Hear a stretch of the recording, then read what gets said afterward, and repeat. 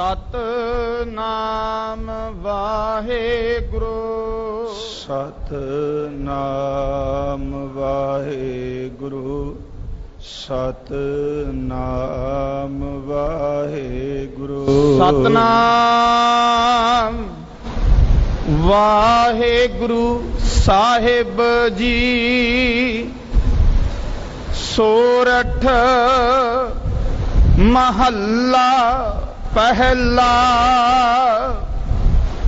ਜਿਸ ਜਲ ਨਿਧ ਕਾਰਣ ਤੁਮ ਜਗ ਆਏ, ਸੋ ਅੰਮ੍ਰਿਤ ਗੁਰ ਪਾਹੀ ਜੀਓ। ਛੋਡੋ ਵੇਸ ਭੇਖ ਚਤੁਰਾਈ, ਦੁਬਿਧਾ ਇਹੋ ਫਲ ਨਾਹੀ ਜੀਓ। ਜਿਸ ਜਲ ਨਿਧ ਕਾਰਣ ਤੁਮ ਜਗ ਆਏ, ਸੋ ਅੰਮ੍ਰਿਤ ਗੁਰ ਪਾਹੀ ਜੀਓ। ਛੋਡੋ ਵੇਸ ਭੇਖ ਚਤੁਰਾਈ, ਦੁਬਿਧਾ ਇਹੋ ਫਲ ਨਾਹੀ ਜੀਓ। ਮਨ ਰੇ ਥਿਰ ਰਹੋ, ਮਤ ਕਤ ਜਾਹੀ ਜੀਓ। ਬਾਹਰ ਢੂਡਤ ਬਹੁਤ ਦੁਖ ਪਾਵਾ ਹੈ, ਘਰ ਅੰਮ੍ਰਿਤ ਘਟ ਮਾਹੀ ਜੀਓ। ਰਹਾਉ ਅਵਗੁਣ ਛੋੜ ਗੁਣਾ ਕੋ ਧਾਵਹੁ, ਕਰ ਅਵਗੁਣ ਪੁੱਛਤਾਹੀ ਜੀਓ। ਸਰ ਅਪਸਰ ਕੀ ਸਾਰ ਨ ਜਾਣ ਹੈ, ਫਿਰ ਫਿਰ ਕੀਚ ਬੁਢਾਹੀ ਜੀਓ। ਅੰਤਰ ਮੈਲ ਲੋਭ ਬਹੁ ਝੂਠੇ, ਬਾਹਰ ਨਾਵਹੁ ਕਾਹੀ ਜੀਓ। ਨਿਰਮਲ ਨਾਮ ਜਪਹੁ ਸਦ ਗੁਰਮੁਖ, ਅੰਤਰ ਕੀ ਗਤ ਤਾਹੀ ਜੀਓ। ਪਰ ਹਰ ਲੋਭ ਨਿੰਦਾ ਕੂੜ ਤਿਆਗਹੁ, ਸੱਚ ਗੁਰ ਬਚਨੀ ਫਲ ਪਾਹੀ ਜੀਓ। ਜਿਉ ਭਾਵੈ ਤਿਉ ਰਾਖਹੁ ਹਰ ਜੀਓ, ਜਨ ਨਾਨਕ ਸ਼ਬਦ ਸਲਾਹੀ ਜੀਓ। ਪਰ ਹਰ ਲੋਭ ਨਿੰਦਾ ਕੂੜ ਤਿਆਗਹੁ, ਸੱਚ ਗੁਰ ਬਚਨੀ ਫਲ ਪਾਹੀ ਜੀਓ। ਜਿਉ ਭਾਵੈ ਤਿਉ ਰਾਖਹੁ ਹਰ ਜੀਓ, ਜਨ ਨਾਨਕ ਸ਼ਬਦ ਸਲਾਹੀ ਜੀਓ। ਵਾਹਿਗੁਰੂ ਜੀ ਕਾ ਖਾਲਸਾ, ਵਾਹਿਗੁਰੂ ਜੀ ਕੀ ਫਤਿਹ। ਸਤਨਾਮ।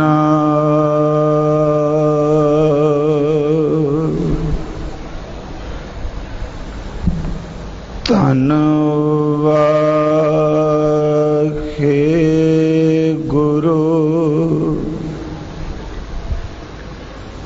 ਸਾਹਿਬ ਜੀਓ।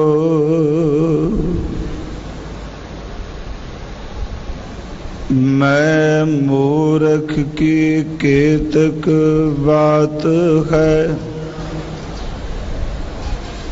खोट पराधी तरियारे। गुर नानक जुन सुनिया पेखिया, से फिर गरबास ना परियारे। डंडौत बंधन अनेक बार, सर्व कला समरथ। डोलन ते राखो प्रभु, ਨਾਨਕ ਦੇ ਕਰ ਹੱਥ परम सम्मान योग साहिब श्री गुरु ग्रंथ साहिब सच्चे पातशाह महाराज जी दी पावन पवित्र खजूरी अंदर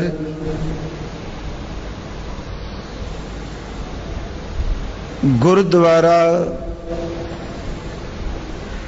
दीवान अस्थान मंजी साहिब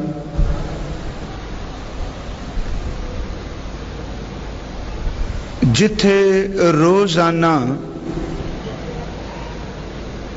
सचखंड श्री हरमंदर साहिब जी तो साहिब श्री गुरु ग्रंथ साहिब जी महाराज जो अमृत शब्द हुक्म रूप विच बख्शिश करते ने उस दी विचार सन्मान योग सिंह साहबान जी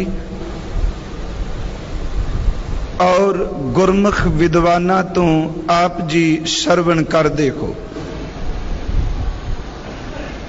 अज अमृत वेले जिस अमृत शब्द नू हुक्म रूप विच हाजूर ने बख्शिश कीता है, इस अमृत शब्द दे उच्चारण करता जगत गुर बाबा सब ते वड्डा और सब तो वड्डी कमाई वाले सतगुरु गुरु नानक साहिब महाराज जी का उच्चारण किया होया है। इस शब्द की विचार का जो अज धुरा है जां जो मरकज है, इस विच आत्मिक जीवन हासिल करने दे लई समर्थ सतगुरु दी चरण शरण विच पैन दा जिक्र है ते खब्बे सज्जे नू भटकना छड्ड के अपने हिरदे घर विच टिक जा। ओ नाम अमृत तेरे अंदर मालिक ने रखिया है। जे जिंदगी विच परमार्थ दे मार्ग तो कुछ खटना है, अवगुणा नू छड्ड दे, गुणा नू अपने जीवन विच ग्रहण कर। परम पिता परमेश्वर हर एक दे अंदर दी जानन वाले ने। बाहर दे पखंड, बाहर दे लिबास ते बाहर दे भेखा नाल उस मालिक ने रीझना नहीं। आओ इस अमृत शब्द नू निर्धारित समय विच रह के आपां विचार सकीए। आप जितने गुरु चरना विच उपस्थित हो जां देश प्रदेश विच अपने घरां विच बैठे सरवण कर रहे हो, अपने अंदर नू टिका के आप जी बख्शो आसीस। गुरु रामदास सोढी सुल्तान सिर ते मेर भरिया हाथ रख के प्रेम भावना श्रद्धा और अकीदत नाल गुरु शब्द दी विचार आप ही करा लैन। साध संगत प्रेम भावना नाल उच्चारण करो जी। सतनाम श्री वाहे गुरु जी। करो बख्शिश, फिर उच्चारण करो जी। सतनाम श्री वाहे गुरु जी। सतनाम वाहे गुरु साहिब जी। सोरठ महला पहला। जिस जल निध कारण तुम जग आए, सो अमृत गुर पाही जियो। राग सोरठ है, शब्द दे उचारण करता सतगुरु गुरु नानक साहिब जी महाराज ने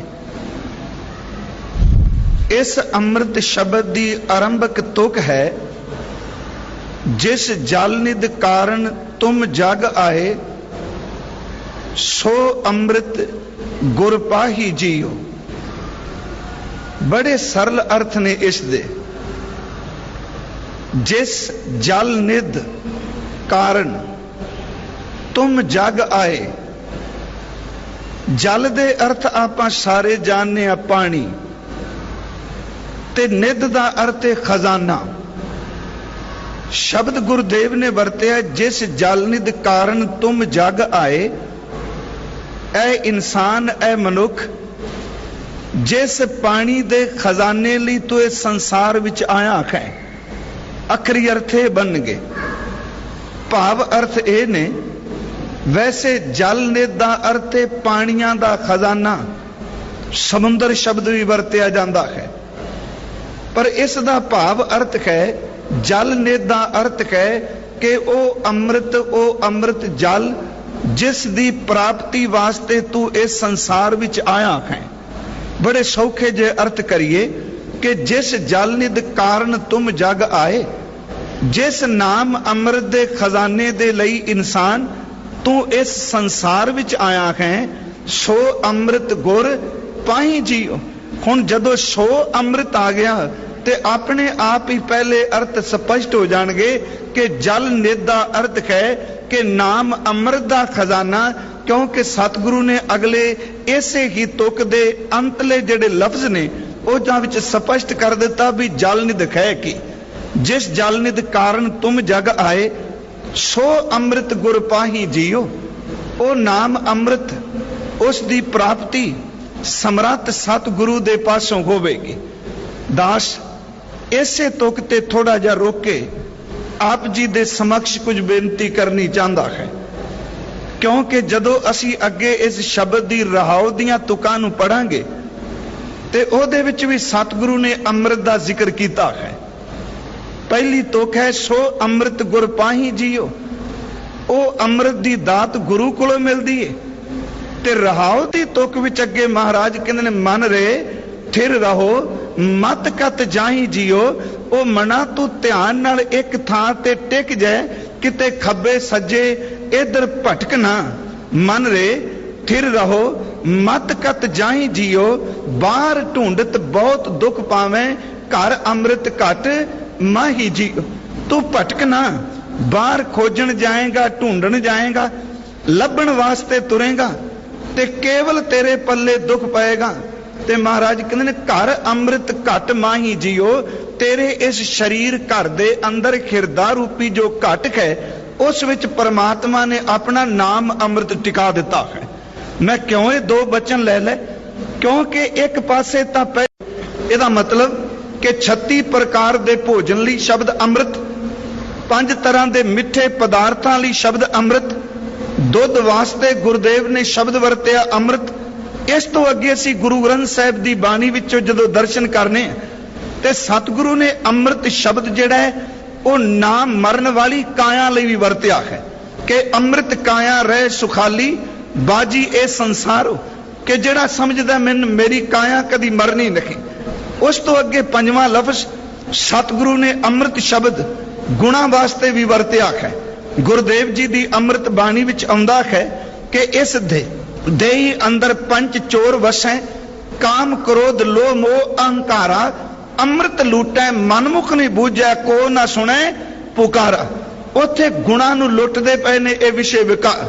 सतगुरु ने गुरु ग्रंथ साहिब दी बाणी विच अमृत शब्द बाणी लई भी वरतिया है ते गुरमुखो अमृत शब्द गुरुदेव ने नाम लई भी वरतिया है, क्योंकि अज दा प्रकरण शब्द दा जो तत् भाव है वो ये है कि गुरु अमृत दा दाता है। गुरु अमृत देंदे ने, बाहर भटकना छड़ अपने घर विच बैठ जा, अमृत तां तेरे घर विच ही पिया होया है। मैं सिर्फ इनू संखेप जी अज बेनती करनी चाहांगा। पहला शब्द चुनिया अमृत, बाणी विच नाम नू भी अमृत कहा। असी गुरुदेव दे बचन पढ़ने के अमृत हर हर नाम है मेरी जिंदड़िए, अमृत गुरमत पाए राम। सतगुरु ने नाम ਲਈ भी शब्द ए अंदर अमृत है ते फिर बाहरों अमृत लैन की जरूरत की है। एक सवाल है, क्योंकि जे बारीकी नाल शब्द पढ़ोगे, पहली तो के जिस जल निध कारण तुम जग आए, सो अमृत गुर पाही जियो। रहाओ दी तो के मन रे थिर रहो, मत कत जाही जियो, बाहर ढूंढ